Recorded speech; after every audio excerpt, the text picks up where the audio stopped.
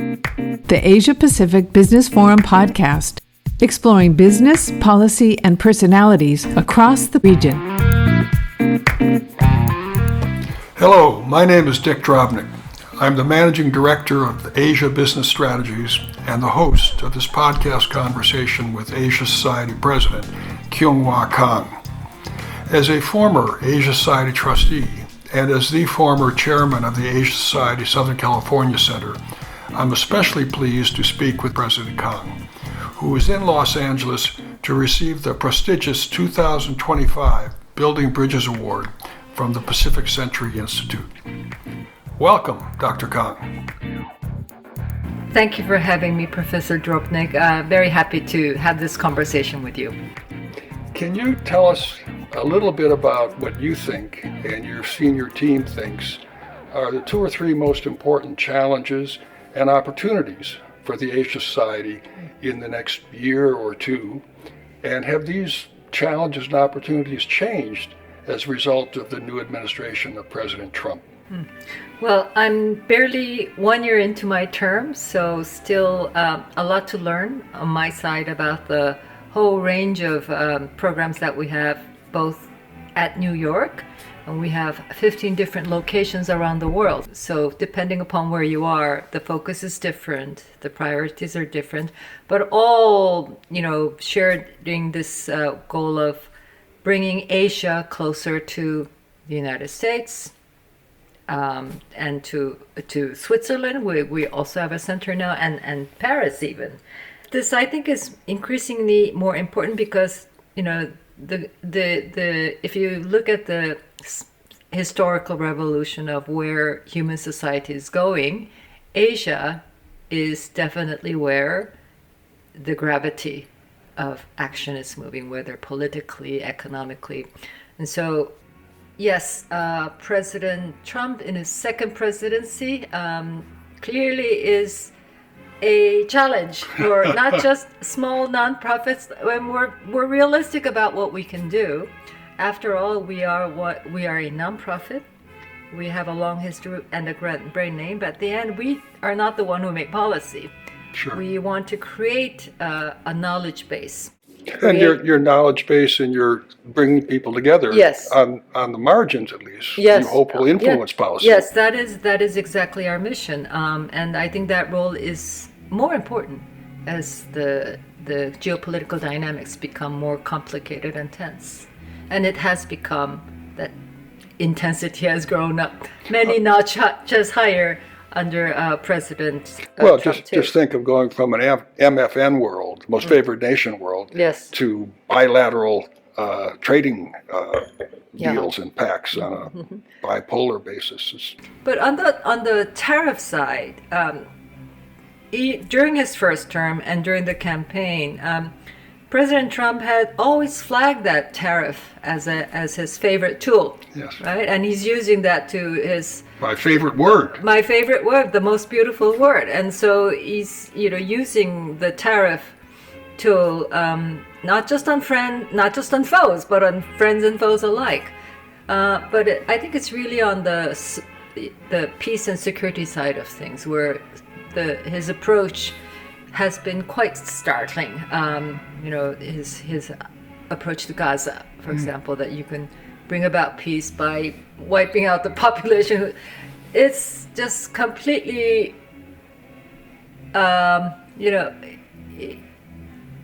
it goes against the fundamental premises that it goes against everything you and I have lived for. Yes, and we've worked for. And his approach to Ukraine also, because I think at the end, President Trump sees everything in his very businessman mind, everything, whether it's an economic issue, trade issue, or security, it's all leverage that he can use to bring the best result he can get, and from his point of view, to bring that all a bit benefit back to America, is make America great again. Power is about getting people to do what you want, right, or getting people to not do what they want. Right. And will these policies affect the Asia Society directly, or it affects the kinds of things that Asia Society will be able to do because it's harder to find partners or more difficult to get people to come together to talk? Well, I know many nonprofits who received U.S. government funding is having a hard time because that's been, almost suspended overnight. Asia Society has traditionally received very little from the American government, whether it's agencies, not entirely zero, but we have, and I think those projects have been put on hold. But overall, our funding comes from corporate donors and big foundations in New York. I'm speaking about New York. Our centers in other locations have different funding models, but in New York, we're not affected by the decisions of the presidency so far. And I think the kind of work that we do also has not been affected. Our whole idea is to build bridges, to bring in the diversity that Asia represents and bring in the inclusivity and this drive against the whole DEI agenda. It goes against the goals DEI to us is not so much about people management, where I know it's become very much a part of the corporate culture of many organizations in the United States, but it's in fact our goal.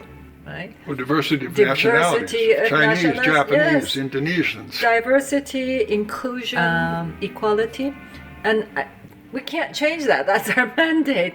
Our mandate is to create bridges between diverse cultures and countries. And we will continue to do that. Perhaps just use the word between different cultures. Different cultures, yes, different cultures. And between America and different cultures, between America and different societies. Also, we are increasingly more focused on the Asian diaspora in the United States. And, the Asian diaspora community is huge and they're diverse. We have the Chinese, with the Indian, we have the Japanese, we have the Korean.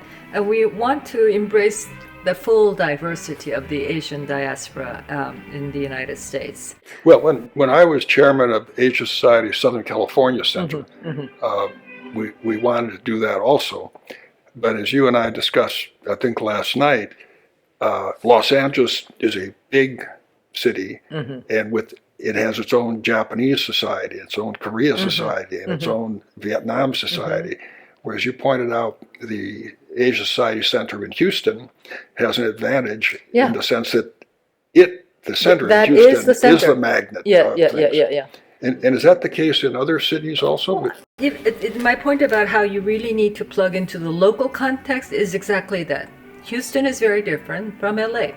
And Houston, the Asia Society Houston Center is where the Asian American community convene, right? Because there's nothing else. That's right. And so Houston has a very robust program that caters to the diverse Asian American community there. LA, the history of the diverse diaspora community has made for a diversity of organizations. Right. Those organizations predate the Asia Society being here. Exactly.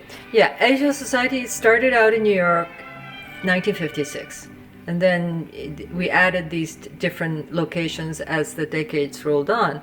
And I think from the headquarters point of view, it's a challenge to herd these different cats in the same direction. But as I always say, I think that diversity is a plus. Organizations have to, in the first instance, be relevant and have an impact and be helpful to the local context in the first instance. And that's a fundamental premise of Asia Society. But we don't want to rest there. We want to make sure that we all create a synergy to enhance the Asia Society brand name globally. So yes, to call ourselves a global network is a little bit of a stretch. It may sound a little ambitious, but that does indicate our ambition.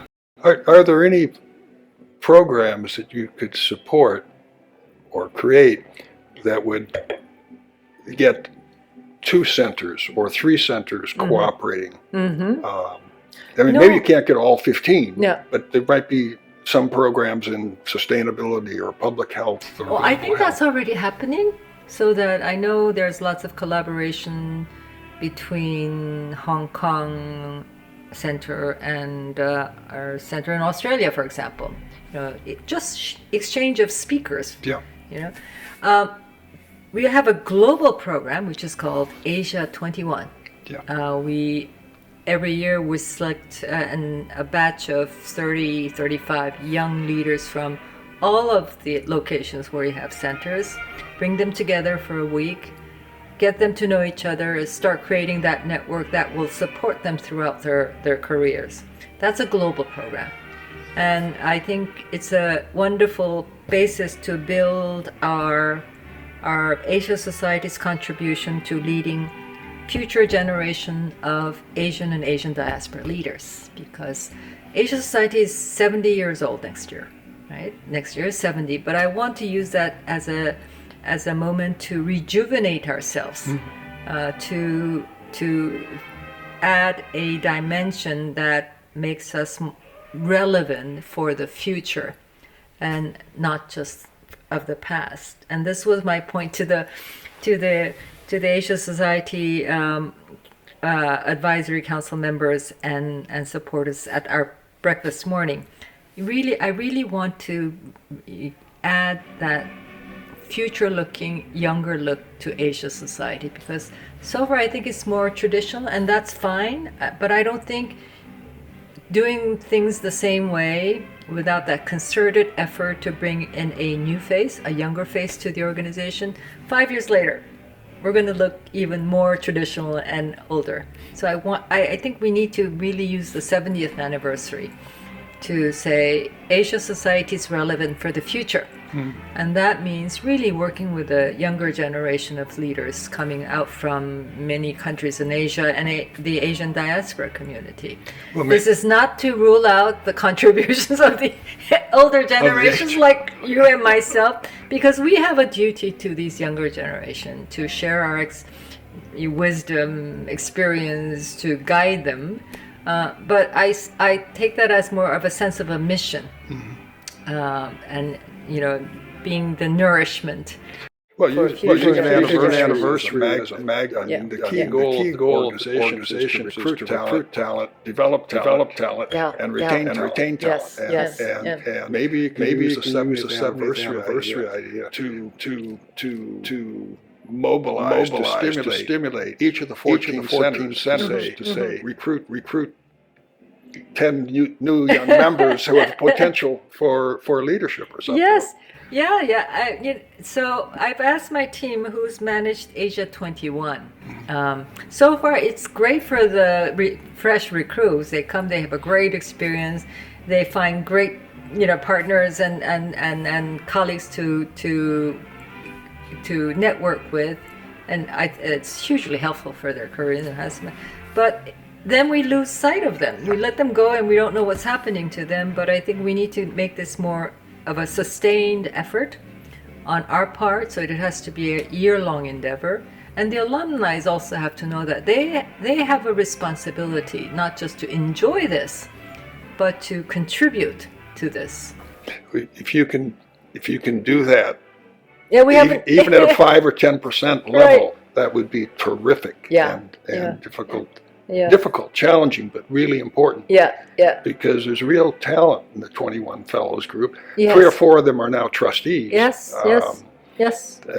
James and Fred and Fritz and Duncan. And they're really active. I mean, wherever they're engaged with, you can see that they have ideas, they want to contribute, and they want to lead. So it's already proving the program. I'm told there are about nearly 1,000 alumni. So if it's counting 3-5 out of the 1,000, that's not a big return. But we want more. Then it takes. You're going to need to recruit somebody or task somebody on your team. Yes. That's your responsibility Yeah. to lead this effort and, Yes. and give Yeah. them some resources to do it. Yeah. Otherwise, it's not going to happen. Yeah. Somebody No, no. has to be. Somebody has to work on this. Somebody has to make this everyday work at headquarters and other centers. Back in 1994, USC, University of Southern California, adopted a strategic plan. And it had 4 initiatives. And one of the initiatives was to accelerate the internationalization of the university, comma, with a focus on Asia and Latin America. And the provost called me up the day after it was adopted. And he said, Dick, why don't you move from the business school to the provost office, and we're going to create a position called Vice Provost for International.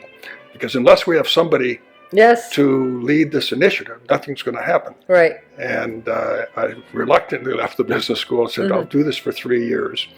And 11 years later, you are it. I went back to business. No, but it was to catalyze things and to move a few resources here and there, and to then mobilize leaders in the business school, engineering school, law school, to do some things with their alumni. Yes. Which then created a lot of activity. Let me just close this conversation with asking you a little bit about ASPE. How does ASPE fit into the Asia Society Policy Center?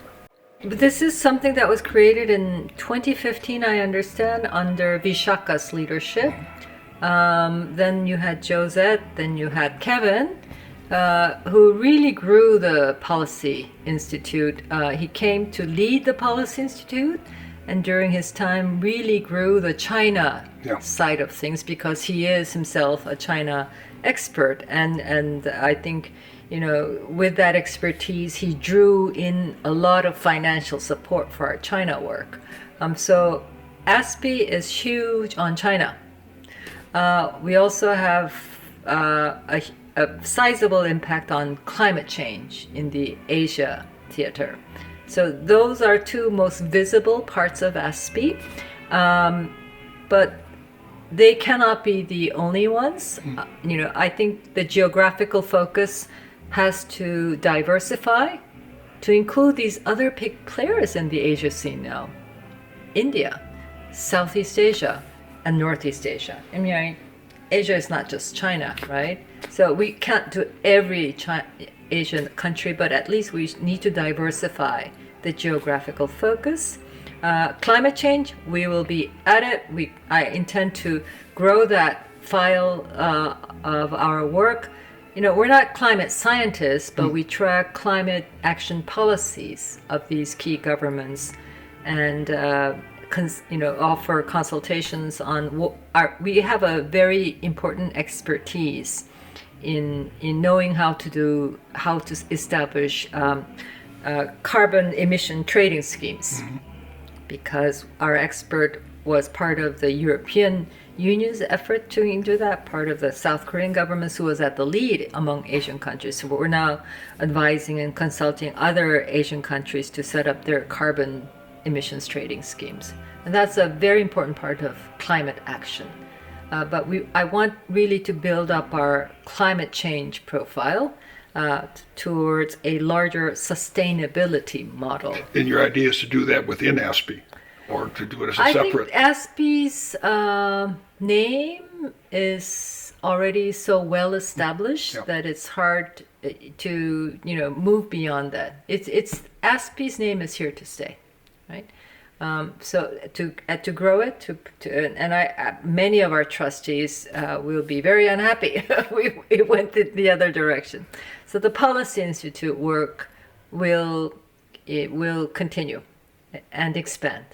But I also want to bring back Asia Society Arts and Culture, which was the core pillar of our work many years ago, and I surely would hate to lose that, because that's what makes our policy work different from other policy think tanks. We have these additional tools of arts and culture to promote a better understanding and bridges. Then you have 3 fabulous collections. Yes. In New York, and Houston, and Hong Kong. Yeah. And the arts, we've all been doing our individual museum work. and Yasu, the museum director, has been trying to bring about this trilateral collaboration and synergy in our museum space. Each does excellent work. Hong Kong space is beautiful, Houston too. But just among those spaces that we have, there can be collaboration. But Asia Society Arts and Culture is not just about museums. It's about performing arts. Sure. It's about book talks. It's about artist talks. It's about musical performances. And that, I think, has to be, arts and culture is precious, valuable in its own right. But by creating a synergy with our policy side, this is something only Asia Society can do. And each center can do that. Each center can do that. Each center can do that. Yeah. Well, on that positive note, President Kang, thank you for this interview. Thank you very much, Dick. It was enjoyable. Thank you. Great. Hosted by Dick Drobnick, the Asia Pacific Business Forum podcast is produced by Dan Griffin of GG Films.